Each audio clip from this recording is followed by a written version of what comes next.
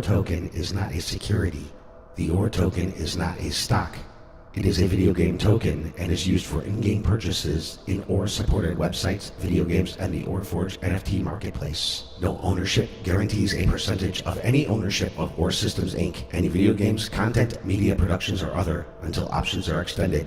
OR Systems Inc. is a privately owned and operated organization that utilizes blockchain technologies and provides real-world value to the intrinsic video game currency. As such, please ensure you approach the OR token at your own discretion.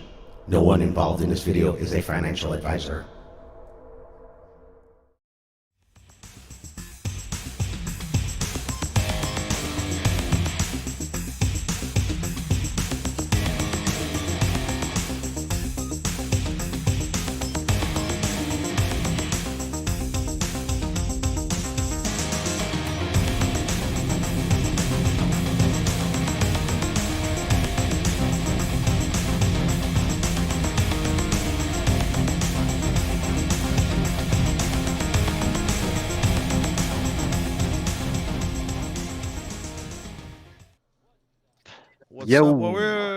What's up, fool? Instead of a normal trio, we are a quartet today. A quad. Give me a quad. Let me get wireless here. What's going on, gentlemen? What's up, Warriors? Thank you very much. Episode 48? 48. That's right. Ooh, that means we're a month away from the year. Yeah. They grow up We're so still fast. here. We're still here. That's crazy. I mean, the Warrior Hour is a year, but we've been around a little longer. Yeah. Just saying. That's true. Just I saying. remember when Nick said we should do a podcast. I'm like, man, that ain't gonna. What a dumb idea. Now it has. Yeah, we're still here. We're learning. What started off as a joke has evolved to something great. Was it a educational? Joke? Was it a joke? I'm a joke to you, Armando? I thought it was a joke. A joke? I'm just a piece of trash you can toss out. I thought it was a joke. Anyway, well, thank you so much. We have a great show for you today. We have EDWARD ROUTH of Relloe joining us today. Logistics-ish. Can't wait to talk to him. Good show we got for you. And I know that we have the millions and billions watching. So thank you for joining us. Always a pleasure having you here. Man. So, oh, hey, someone's walking in the background. Yeah, my green screen went there. But, and hey, it's the 35th and a day anniversary, I hear, of this. Thank you for reminding me, Lucas. Of what? You're up. Of Mike Tyson's Punch-Out. Boom, boom, tuk-ta. So, who's your favorite person to fight on Mike Tyson's Punch-Out? Last job because Don Flamenco. Don Flamenco. He was easy. Yeah, of course he would. That was my yeah. That's pretty funny. That game was, like I said, that game was literally the ultimate test in like pattern recognition. It really was. Like if you really I got to the point where I was so good at that game, I could play all the way through it, even beat Tyson, and never take one punch. Jimmy, so I have a question. Put it on. Since you have that memory with Mike Tyson, wasn't there a quick like white flash that would kill over his body or something? Oh, yeah. It was just a pattern. You just had to recognize it, you know what I mean? And it was for a kid, you know what I mean? It was fun, but it was I mean, most games are pattern recognition. That's why smart people play them. Yeah. Right. That we do. I got a quick Mike Tyson story if you want to hear it. Yeah, let's hear it. I met the guy. So I'm at the kids' school. Just talking to the tennis coach after the game, and there's sometimes you see families on golf carts because they go around and they tour the school if they want to come in, and then the dean comes over and talks to the coach and says, "Hey, coach, and I want you guys to meet the Tysons," and I'm like, "The chicken? That's cool, Tyson, whatever." Then I turn my back, I'm like, "Oh, it's Mike Tyson and his son. It's Iron Mike. It's Iron Mike." And the first thing I want to do is pull out my phone and be like, hey, punch me in the face, please. But I had to refrain myself. Man, you don't want that. I mean, the kid, after he left, apparently, like, the kids mobbed him later on. But this was because we were on the tennis court. No one was there yet. And it was pretty cool. So that is my Mike Tyson story. I don't know if he... That's a pretty cool story, though. I don't know if he. This was like 3 or 4 weeks ago, but I don't know if he'll be here next year. But it would be cool because I think his son and my son are the same age. So but I don't know if I would, like, oh hey, what's up? Yeah, PTA, right? So how cool is this meeting? Look, I got punched by Tyson. Yeah, right. Like, please punch me, please. Like, You know what would be Anyway. crazy though if you found out he was telling his friends like, "Man, I met the host of the Warrior Hour, Armando. I didn't want to say anything." Right? Because the millions and billions following, like, you want. Yeah. I hear you. Oh, that's funny. That's pretty cool. That would freak me out if you turn around not expecting it to be Mike Tyson, Iron Mike. It's like the Tysons. Oh, okay, hi. Can I get some, if you can I want get to some join chicken tennis, nuggets? Yeah, right. That's funny, man. That's a great story. Man. That's crazy. Wow. yeah. I never met Mike then- Tyson. No. But I'd be ecstatic if I did. That's something else I wanted to do, because I actually, maybe like a couple weeks before that, I saw like an Eddie Murphy clip of him doing him playing them. But anyway, so enough stories about Mike Tyson. What's new and What's going on? What's in going our on these days? worlds? We have Lucas on more than often, so I guess he wants to tell us something. Lucas What's is going on these fun. days?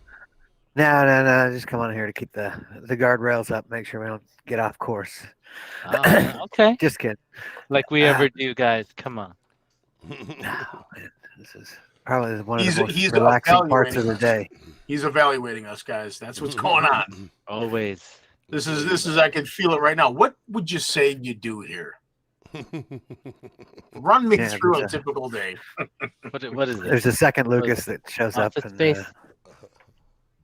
Second Lucas. That's funny. got a meeting with the Lucases later. We're back. Jeez. Anyway.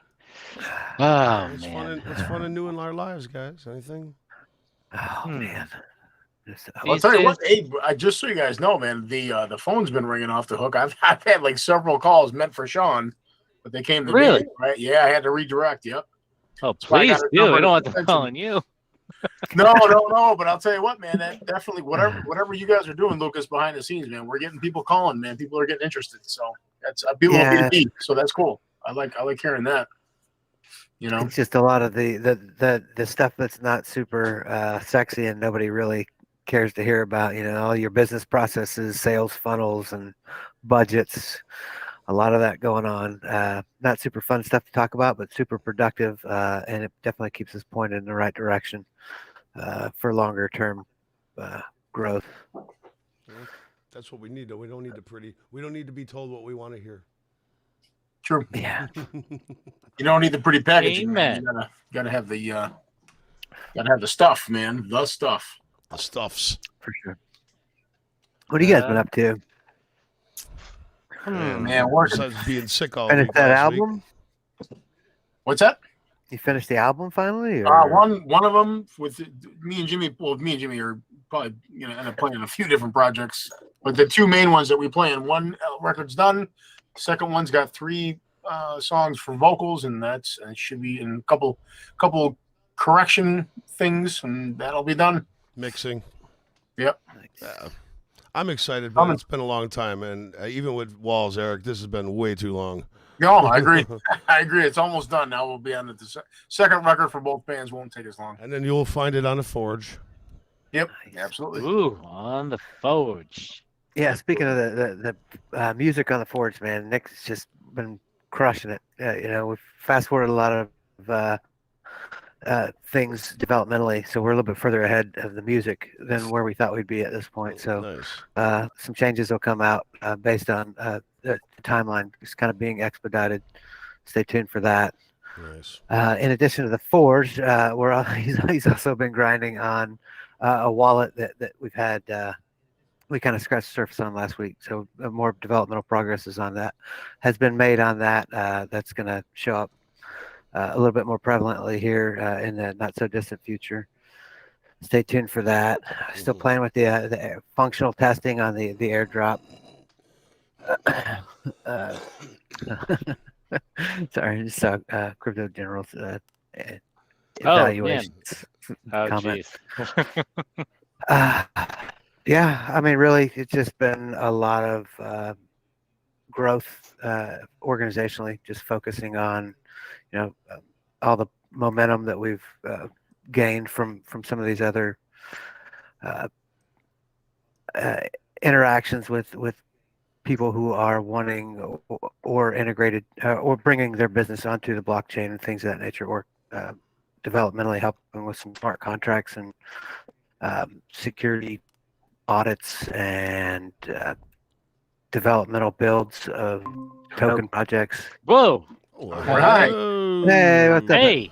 I was expecting a waiting room of some kind, so I just crashed it. So You crashed, You but that's did. okay. That's how we work around here. Come on in.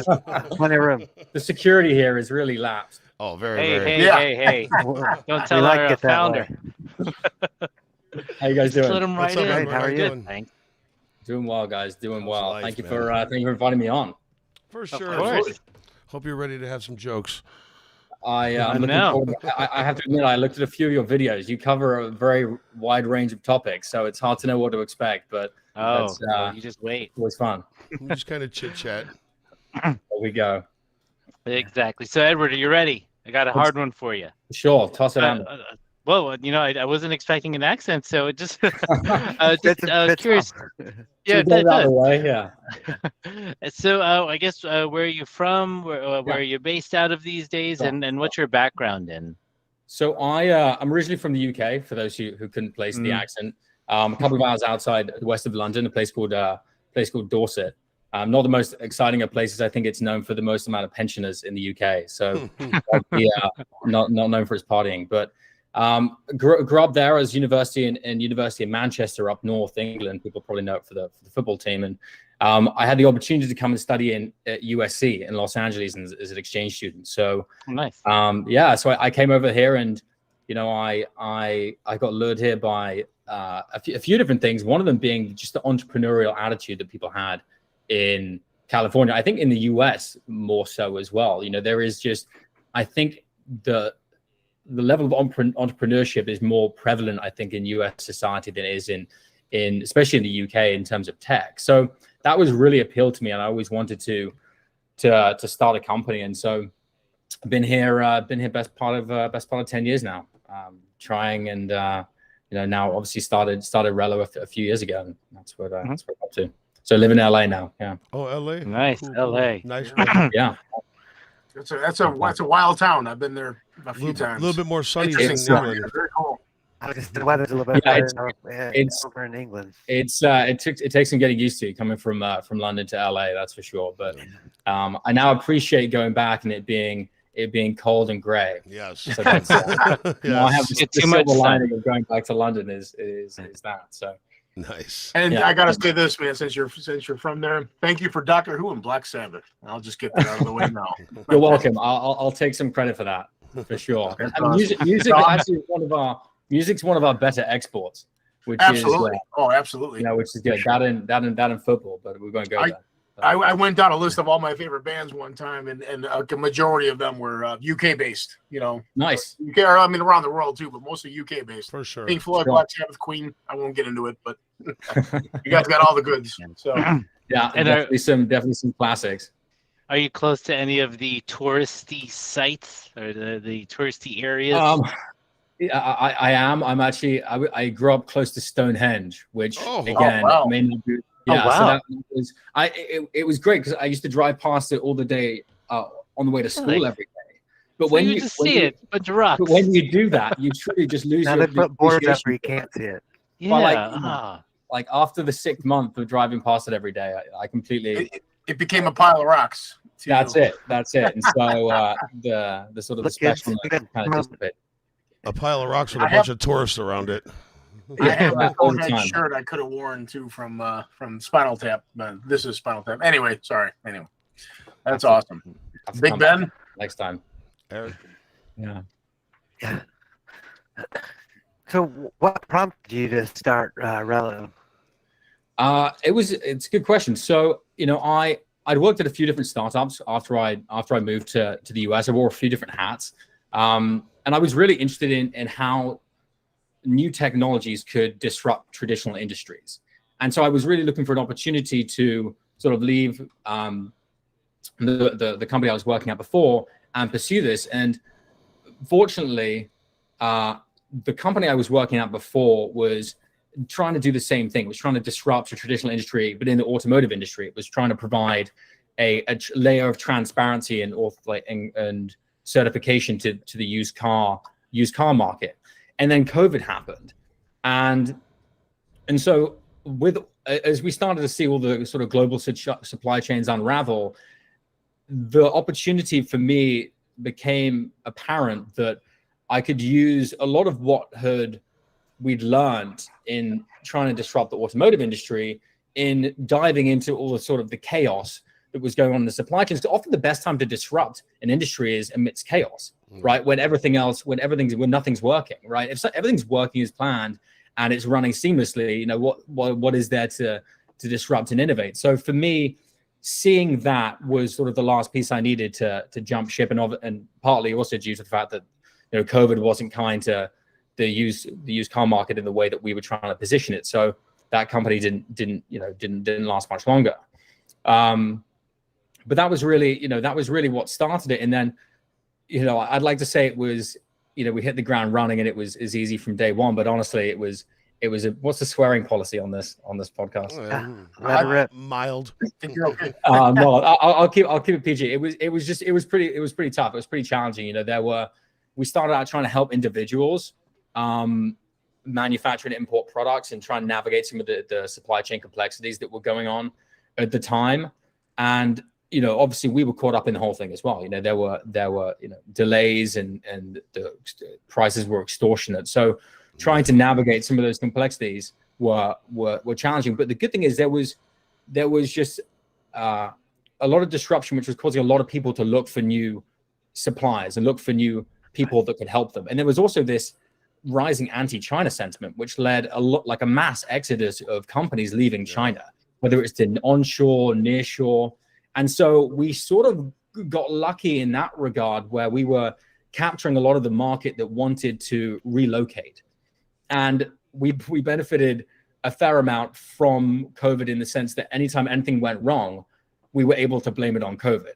So there was that silver lining as well in how we grew the company, was just through staying in the trenches for 18 months and grinding our way out. And so, I mean, the goal really of what we tried to do for Relloe was provide consumer brands with access to quality and sustainable manufacturing, and to do so in a transparent way, because there is very little transparency in the supply chain industry today. And often, like, even some of the major brands, like 50% of major brands still disclose no information about their supply chain. And often it's not because they don't want to, it's because they actually don't even have the insight themselves. And so it is pretty chaotic behind the scenes. And you have claims of like greenwashing, which is where people make sustainable claims about certain products, but that end up being false. And so, you know, we sought to try and provide traceability for all the products that we manufacture from source to store. And we're actually exploring, which maybe in your guys' wheelhouse, how we can leverage blockchain to really, you know, apply blockchain technology to solve some of the traceability and transparency issues that are plaguing the manufacturing and supply chain industry right now. I don't know if you guys have any, you know, it's something we discuss for sure. Yeah, in a supply chain context, yes, you guys yes. Yeah, we've done a couple of consultations with some logistical companies that use some of the bigger systems, the EDIs and things of that nature, and how blockchain can interact with that data.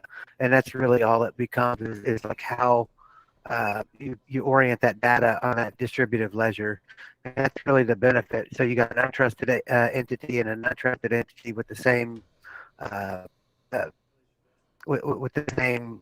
distributive ledger interacting as a part of that smart contract execution of those logistical handshake, for lack of a better term, on passing goods and services at different transition points along the logistical. Yeah. Right. Yeah, and I mean one of the I think misconceptions that people have when they try and think of how blockchain can be used in supply chain is I think a lot of people who aren't familiar with some of the intimate complexities of it think that it's a linear process, you know, think that it's a linear, just like a one chain, but really it's a web. Supply chains have multiple nodes, and it makes things more complicated to try and track the chain of custody of a single product, because you're talking about interacting with blockchain for multiple different suppliers in different locations and without any real technological bridge between them. And so we're trying to provide this this net, if you will, this layer of transparency over all of the suppliers in our network. And we've got a couple of hundred suppliers that between tier 1, 2, and 3 within our network. And so by integrating, our APIs into their, ERPs, we're trying to provide this sort of consolidated layer that goes on top of the supply chain and acts as the authenticated layer that you can use to track individual. But the real challenge isn't necessarily the technology, it's actually the data in. Because even if you have, an incorruptible, immutable ledger which tracks the chain of custody, you're still relying on, in a lot of cases, manual entry in humans to track it. In the case of supply chain, it's physical products. So trying to bridge the gap from digital to physical is something which no one's really solved yet. People have tried to do it with RFID chips and various other IoT technologies, but it's really this sort of void of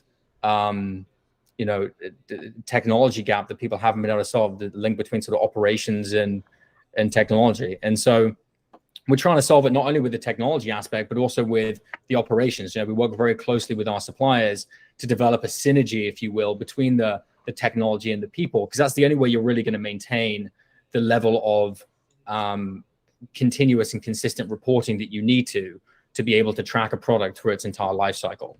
So, yeah, I don't know if have you guys come across sort of the data in challenge? I know a lot of the stuff is typically all digital when people talk about blockchain. So I don't know if you guys have any experience with the physical bridge. Well, I mean, some of that stuff depends on like your permissioning on data injects. So certain people at different points in the blockchain are allowed to input data. Some people just use that node just works as like a repeater as a part of that network, and it just kind of like QC validates the data as it passes through the node onto the next link in the chain. There's a couple different logistics is super complicated. I mean, we don't want to get into like some high dollar words for how to keep track of things. We'd definitely love to like set up a time after the show or something. We could kind of like talk some more specific. Yeah.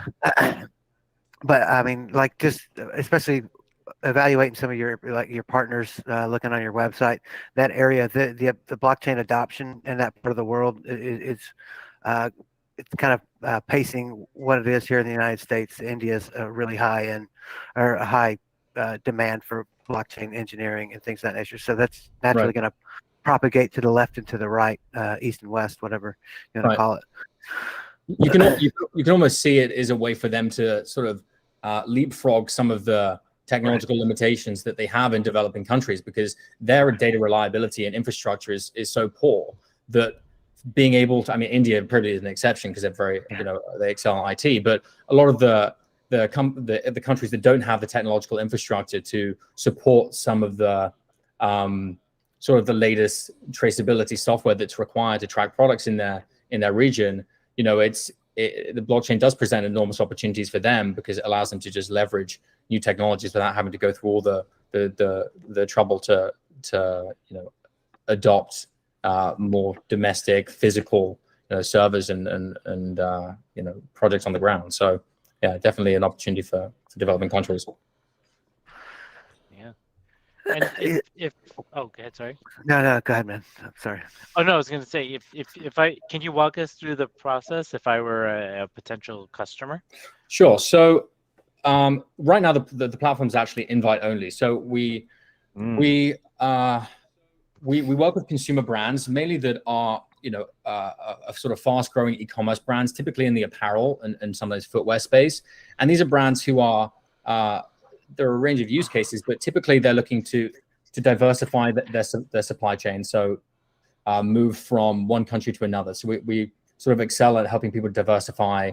Typically, to the sort of one of the macro trends I mentioned earlier, people trying to nearshore and onshore their supply chains. So people will come to us and they will request a quote through our platform, and we'll review it internally with the team and send it out to one of the suppliers in our network who'll be able to review the requirements, and we're able to put together, in relatively short time, sometimes as little as 24, 48 hours, a range of quotes from several vetted suppliers in our network. So we'll have one from Peru, one from Nicaragua, whatever we think is the most compatible manufacturer that can supply them.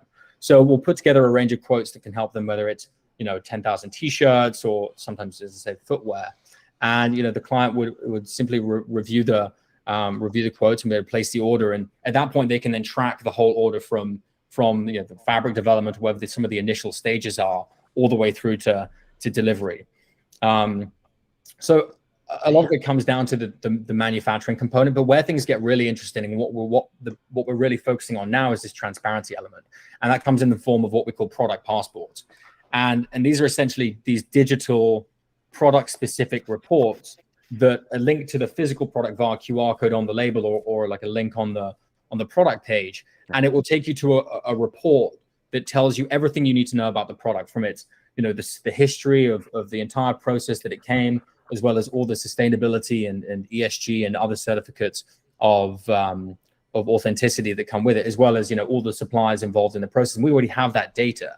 So we're in the process right now of rolling out a pilot program to 10 of our customers with 100 or so product passports. And this is something where regulation in Europe is already imposing more and more brands to have this level of transparency and traceability for their products. They're requiring that more and more brands know where their products are coming from, because there's just been too many cases where there've been issues of forced labor or child labor or like illegal cotton.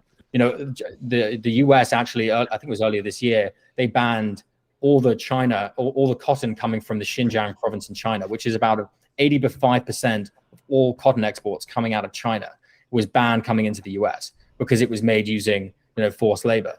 And there are a lot of other claims that are going on by brands that are misleading at best and at worst fraudulent about various components. And a lot of this is fueled by rise of people wanting everything now, and the rise of fast fashion and the demands, like the Amazon effect, right? Everyone wants everything now. No one wants to wait for it, and that's come at a cost of brands cutting corners. And so we're really trying to provide through our product passport this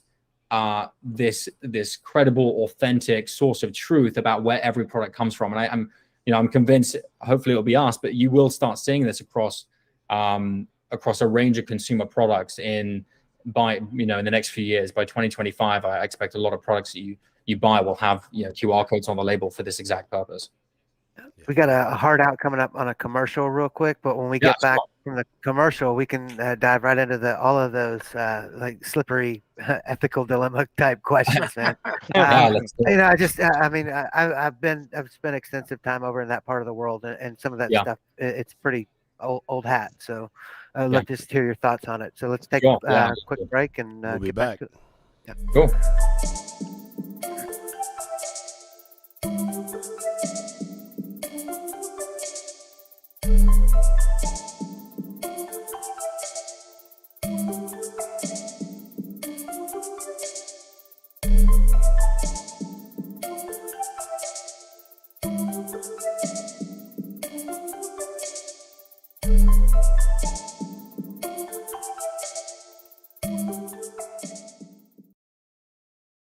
What does CBGB stand for? Country Bluegrass Blues. We have a band. You're gonna want to crank it.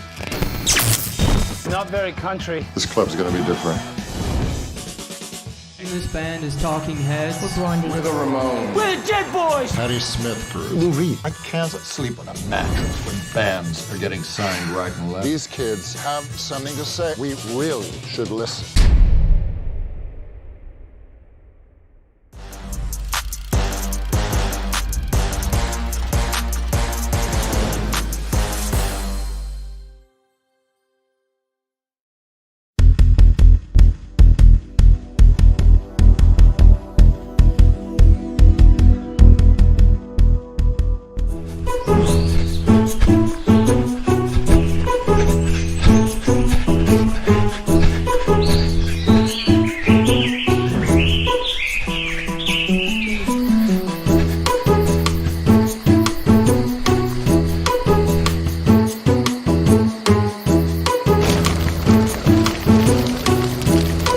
All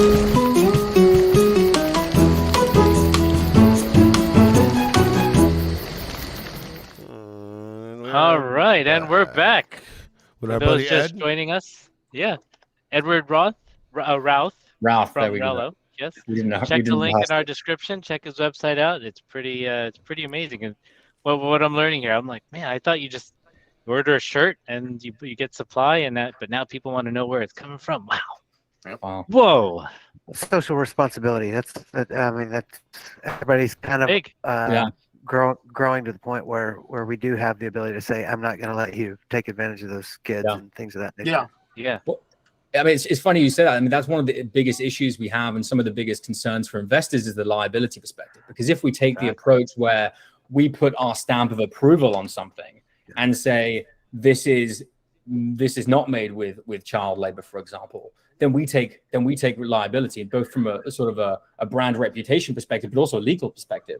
And so for us, we're really prioritizing the transparency element, because if we show everything that we can about a product and how it was made and the suppliers involved without getting into the middle and putting stamp on it, then we can really scale this in a more sustainable way, without overstepping and actually contributing to the issue by saying that we know something that we don't. Because one of the biggest issues is people making claims that they don't know the data or they have no evidence to support it. And so what we're trying to do is provide the transparency and be open with the end consumer about, hey, look, this is all the information that we have, and these are the certificates, and we know that it came using this material, but we don't have this information, right? And so I think it's really important to differentiate between what we know to be true and make that clear, but also don't overstep and claim something which we can't prove. H&M got into the trouble with that recently, and a lot of other brands do this because it's a very gray area. You know, a lot of the time brands don't even agree on what sustainability actually means. You know, some brands define it as this, some brands define it as this. You know, is a product that's made with 100% organic cotton, but then is flown to the customer via air and has a high carbon footprint from shipping, like does that count as sustainable, right? And so it's a very, very gray area. And so all we can do is just sort of modularize the different components involved in the sort of sustainability and ESG initiatives, and report on those is what we know to be true. And so we're starting there. You know, I think we'll be very hesitant before we put any stamp of approval on it, but you know, there's baby steps. Maybe we'll get there someday. Yeah, for sure. I have a two-part question. Have you traveled to any of these areas you have manufacturing and distribution agreements with? And what type of process do you use to ensure there are safe working conditions in the partner locations? Yeah, so it's a great question. And so, I mean, in terms of the first question, yeah. So we've been to, you know, I've traveled around, India. We have a large manufacturing presence in India. So travel around there. I was actually there a couple of months ago. You know, I've been around China, Thailand, Indonesia, and a lot of these are actually big manufacturing hubs. Yes. And one thing that and then also a couple in sort of Central South America. And one thing that strikes you when you're there, which you don't really see the impact when you're sitting behind a computer in LA, is the scale of the human component involved. You know, you obviously know it as a concept, but until you see it, until you can see a room with hundreds of workers making the product that ends up in the store in America, you don't really have the same level of appreciation of everything that goes into making a product and all of the individual steps that can go wrong. You know, you have people who, you know, leave a needle in a sock that then a child puts on, and you know, it's all over. And you can see when you're there how easy that sort of thing is to happen. So on some level, it was great to get that exposure. And you know, I try and make sure everyone who works at Relloe gets that at some point. But it also is terrifying in another way, because you can see all the opportunities for things to go wrong. And to answer your second question, you know, thankfully there are third parties which do a good job of ensuring individual elements. So whether it's, you know, made with sustainable products, or whether they have the right certifications in terms of labor standards, whether it's fair wage, you have all these different institutions and sort of regulators that are involved. But the trouble is it's different for different countries. Even they are not reliable. And there's no one sort of consolidator that can bring it all together, and in addition to the traceability component of the product. And I think where the real value comes in is when you can provide a holistic view over the product and say, this product started here and moved along the chain, and it interacted with these suppliers at these points, and this is it. Because until you can show something going all the way, then you know, if you saw the last 20% and it looked great because you had this certificate, you have this 80% black void behind it where anything could have happened. So we try to really start small over what we could control and scale out from there, right? And so we've tried not to grow too quickly and tried to hold back. But the trouble is, you have clients come to you with big orders and they want to be in Peru, and so then you're contemplating, like, okay, do we expand quickly into Peru and increase the risk of, you know, we have a vetting process, but, you know, we're very vigilant as well, because, you know, for us to be the ones who are trying to be a pioneer in this space, you know, we have to lead by example. Yes. And so for us to cut corners, you know, it's tough. And so, you know, trying to maintain growth as a startup and also walk the walk of all the things that we promise from an ethical perspective, that's challenging. You know, it's easier when you have a multi-billion-dollar company to hire all the people and to do all the inspections that you need to do and check all the boxes. But trying to thread the needle as a startup is proving to be challenging. So so Eric, we do as much as we can ourselves, but we leverage third parties wherever we think that they actually can do a better job than we can. Right. So it's sort of a combination. That makes sense. Yeah, those third parties are really good for helping you capture first mile, last mile. It's everything in between that's really the devil in the details on keeping your finger on that pulse. I've been over to Doha. Some of those textile, Bangladesh, up in Sylhet. Some of those textile factories are as big as small cities. They're huge. It's crazy. Yeah, it is. It's amazing, and it's just the probability for error is exponentially higher in some of those countries because like you said, the standards are just they're not the same. You also have the challenges in some of the countries that aren't like the big manufacturing hubs that aren't China, of it being a lot of manual work. You know, in China, they have such a sort of industrial complex that they can also, they're very good at automation. You're not going to beat them when it comes to sort of mass production for certain products, especially hard goods that require more automation. And so that is more predictable, and it's obviously less margin for error. You're going to have less issues with certain labor standards for certain types of products. And so again, going sort of back to your point and Eric and yours, Lucas, is, you know, you have to you have to apply different criteria for different factories and different products. And that's where it gets really complicated, is you can't just look at this one certificate or this one vetting process for everything. You know, if you're making a child's product, you have to go through a whole new set of loopholes and you adhere to a whole new set of regulations that if you're making, you know, shoes for, you know, firefighters, you know, even though that would probably be also challenging. But, you know, there's just a range of things to consider. And it's just a crash. The last 2 years have just been a crash course. It feels like we've had like 10 years experience in the course of 18 months. So it's, you know, it's fun. You learn a lot when you're thrown in at the deep end. That's kind of how we did it. Yeah, you figure it out. I mean, the biggest thing that I worry about are these existential threats, this, you know, asteroid coming towards the company that we haven't realized, and then suddenly we get hit with a, you know, $700,000 fine from customs for not declaring properly, you know, stuff like that. So, you know, that's my concern when you're trying to grow something like this. The sort of the micro disruption. Why trades often turn. Were there any like additional hiccups because of COVID or anything that would relate to that, or do you expect any like secondary, tertiary effects from subsequent variants that are coming? How are you preparing for that?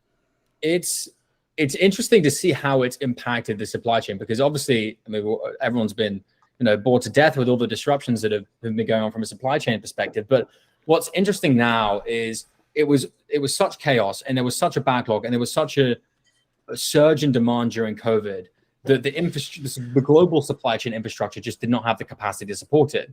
And so the response to that, the measures that were taken, were so drastic and radical, given the nature of the situation, that the capacity was set to expand for the supply chain by close to 20% over the next 2 years. And so now we're in this weird position where demand is dropping dramatically from consumers, from the current economic climate of high inflation and interest rate hikes. And so we have this plummeting demand coupled with this new capacity that's coming online for all the measures that were taken during COVID. And so now you have, at the peak, you have a Trans-Pacific container costing $20,000 at the peak of COVID. At the beginning of this year, that was down to $14,000. And now this month, it's down to $3,900.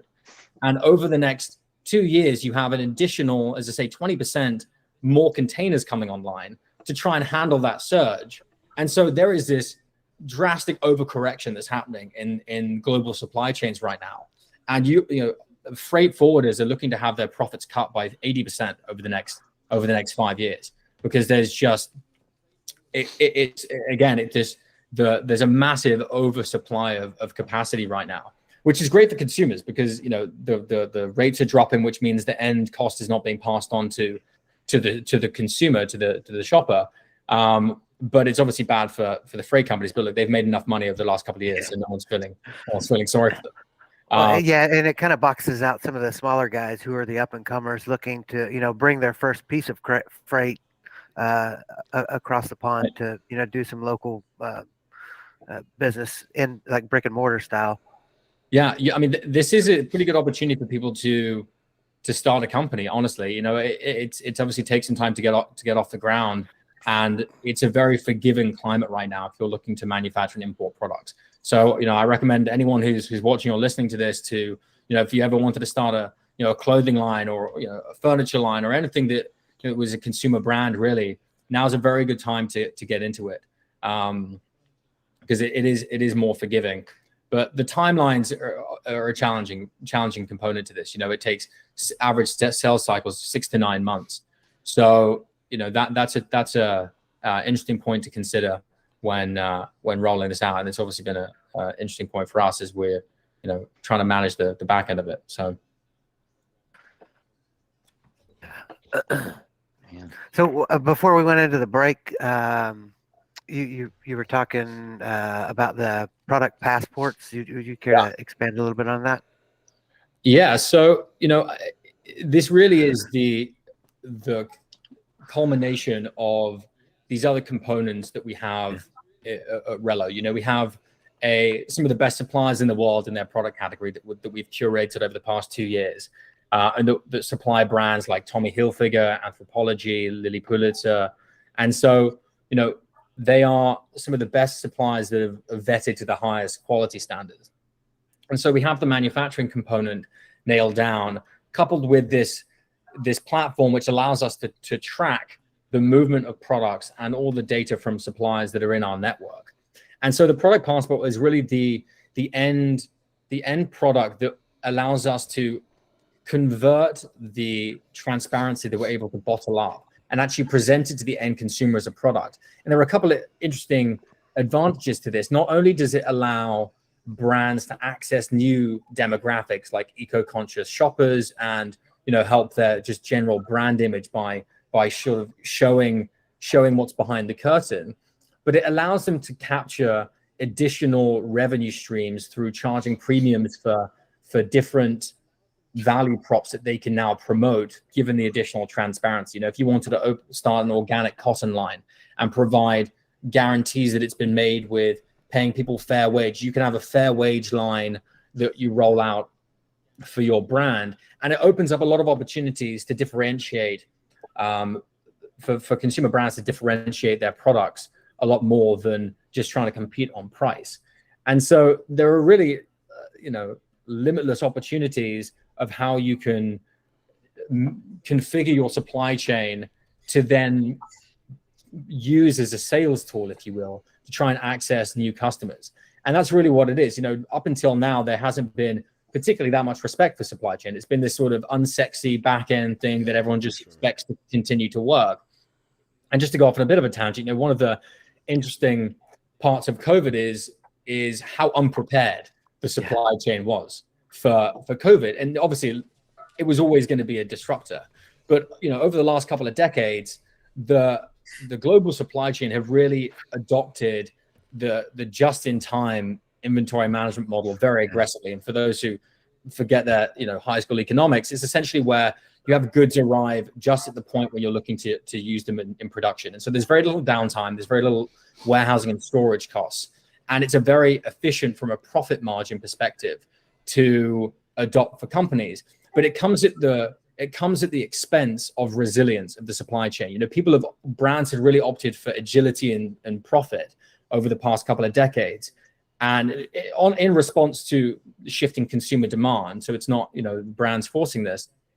And so you now have brands with a new respect for resilience in their supply chain, and they're starting to adapt their inventory reserves to go from having these sort of razor thin inventories, which any level of disruption could have completely, you know, derailed their supply chain, to now having this buffer that made them far more resilient. It's somewhat akin to, you know, the financial crisis of, you know, banks not having enough money on reserve, and so when everything went to shit, the run on the banks meant they couldn't respond very well. And so now you have brands which are looking to have more inventory on reserves, so that they can respond to even just small disruptions far better than they could before. The other side of that is Nike, for example, who has far too much inventory now, and they're, you know, taking a hit from that side. So, you know, it is challenging, and it requires, you know, a real balance and forecast over your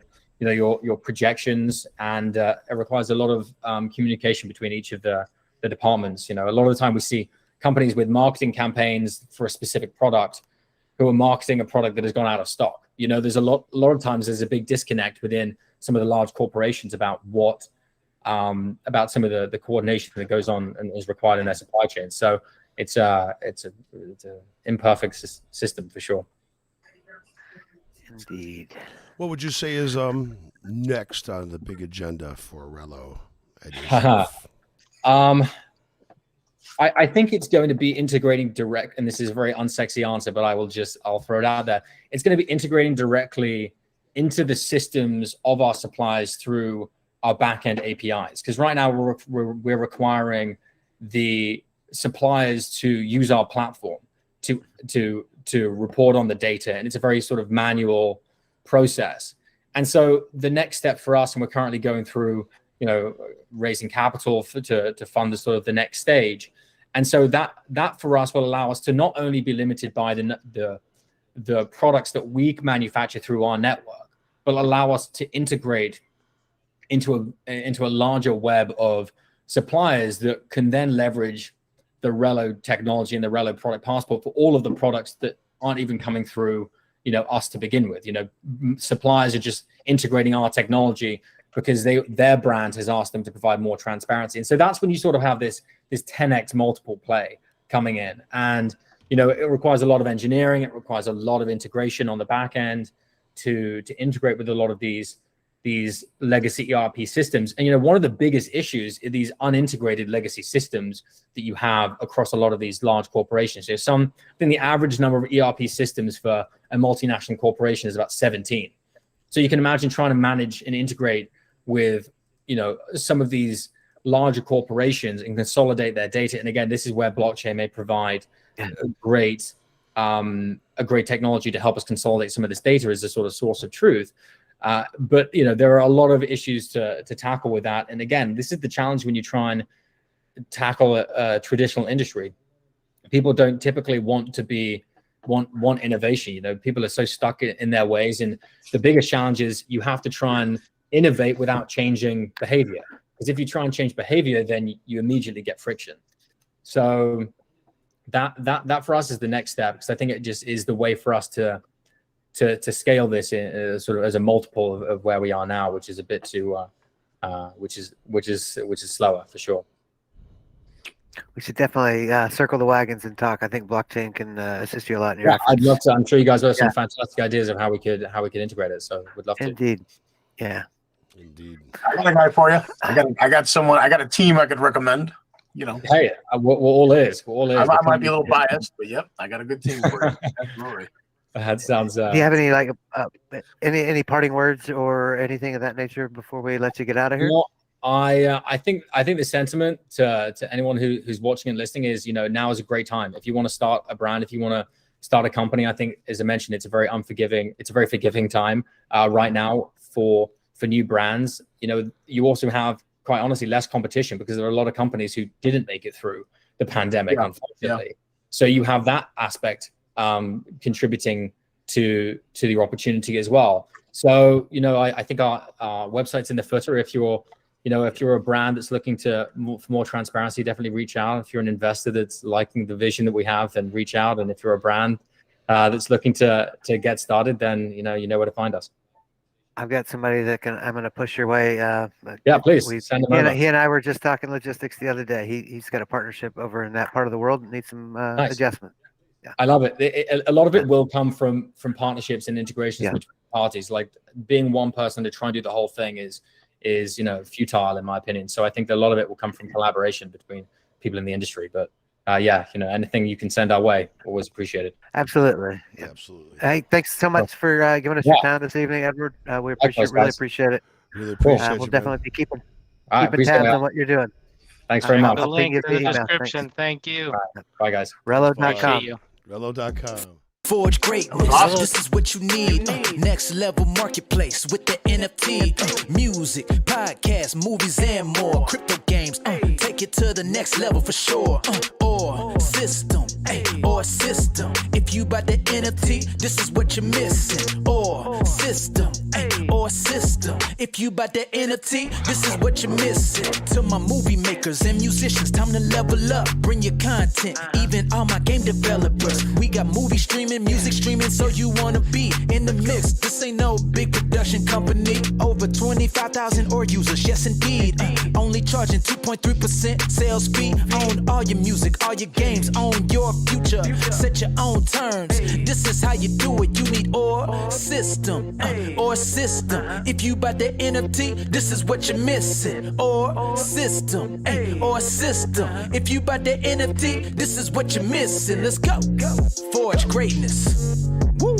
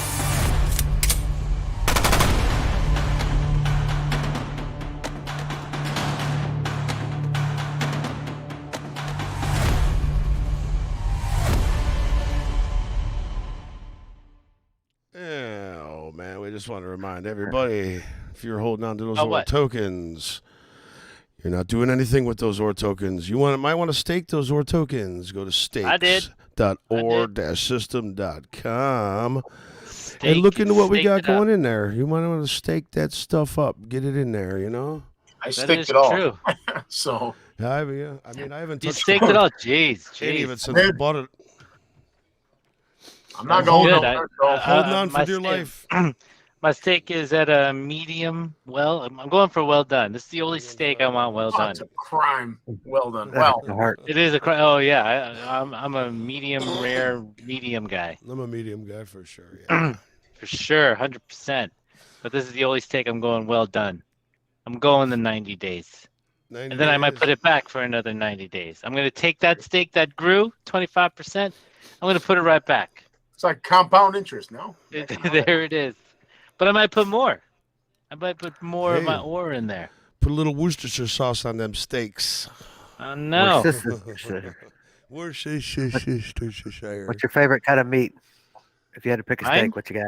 Yeah. Oh, ribeye. Bone-in ribeye. Arachara. That's a hard one, man. Man, I'm going to go with filet. I'm going to go simple. Ribeye. Ribeye. I'd go with tomahawk ribeye if I could. You guys make me hungry. I'm about to get some food. If somebody else is paying, it's a tomahawk. Oh, yeah, right. Oh, go with cow, my friend. If it's on the company, it's a tomahawk. Yeah. If it's regular, I'll go with the Costco ribeye. Ribeye with all the marbleization. You boys, I got a couple 3-finger ribeyes in the refrigerator for this weekend. I'm looking forward. Lucas is laughing at us because we go to restaurants, man. Lucas has his own setup, man. From what he just murdered a cow back there. He's got pasture. Fresh killed ribeye. Working on that. Man. You guys, working up to that was nice. Now I want some. You put it on the cast iron 1 minute. 1 minute each side in the cast iron. Throw it in the oven. Baste it all up. Oh my god! Hit it with a little dill butter on the top. Have you ever had? Before we go, have you ever had butter for the gods? The what? Butter for the gods. So what you do? You go to your local butcher and you get bone marrow. Oh yeah. You salt the bone marrow, you just throw it in the oven. Now you have bone marrow. But then you take your bone marrow that you cooked, you put it in a food processor with some butter, some chives, a little anchovy, just a little, very little. Yeah. And then you churn it all up and then you put it back into the fridge and now you have butter for the gods because it's delicious. I've never.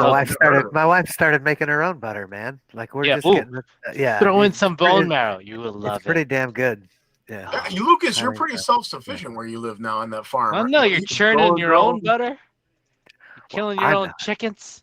I work best in a supervisory capacity. Everybody knows that. Now I'm just trying to figure out how to sustain myself. That's awesome. If you never know. That's awesome. Get to mix the technology and the old school all in one place, man.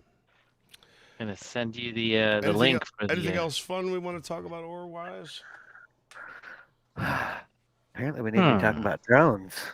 Drones. Yeah. Or tactical drones.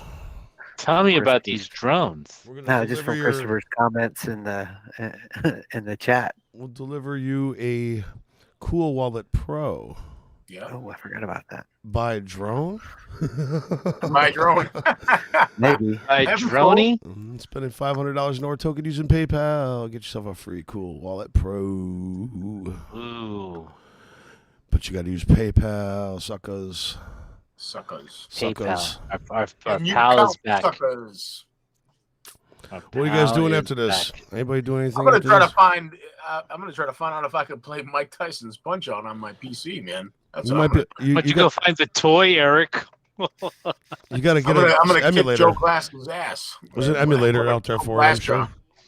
Glassjaw. Did you ever use the duck function? Always. I never done. Yeah. I've always just swayed.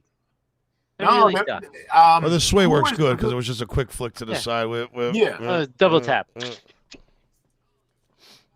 Anyway, all right, gentlemen. 902 episode 48 is in the books. 4 weeks until the 1-year anniversary.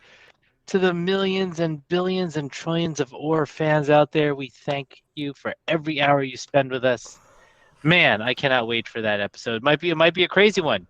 I don't know what Nick's got up his sleeves. I might take the next week under off. His beard. under his beard. Yeah. Right. Like what do we got? What we got going on? He's got something special underneath there for us. He's got to. Wait, under his beard or under his sleeves? Both. Yesterday's beard. He's gonna maybe he'll imagine for the year anniversary he shaves it off. Donate. if we hit $1,000 in donations, he will shave it off. Yeah, you guys don't use the super chats anymore, man. Oh, What come on, happened? man. Nobody super chats us anymore. I'm just saying, if you can, if you super chat us, hey, if you want to see Nick shaved. Oh, man. I wouldn't throw that Oh, out man. there. He's going to kill you. We'd be like, oh, shit, they actually did. Just kidding. That was a joke. I did not ask for any of that permission. Any of that. Anyway, again, Warriors, thank you so much. Appreciate you. Eric, Jimmy, Lucas, always a pleasure. Thank you. Go play Mike Tyson's Punch-Out. Dinner Go time. visit our website, like and subscribe, and we'll see you next week. Peace. Take care, guys.